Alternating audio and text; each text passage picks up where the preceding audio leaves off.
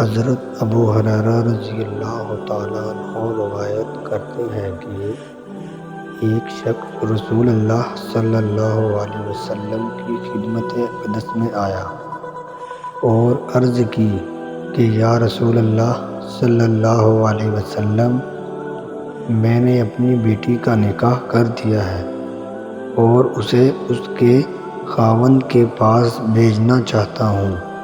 میرے پاس کوئی خوشبو نہیں ہے۔ آپ صلی اللہ علیہ وسلم کچھ عنایت فرمائیں۔ آپ صلی اللہ علیہ وسلم نے ارشاد کیا کہ میرے پاس موجود نہیں، کل صبح ایک چوڑے منہ والی شیشی اور کسی درخت کی لکڑی میرے پاس لے آنا۔ دوسرے روز وہ شخص شیشی اور لکڑی لے کر حاضر خدمت ہوا۔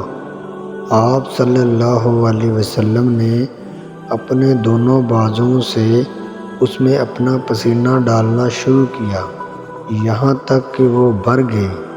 پھر فرمایا کہ اسے لے جا، اپنی بیٹی سے کہہ دینا کہ اس لکڑی کو شیشے میں ترک کر کے مل لیا کرے۔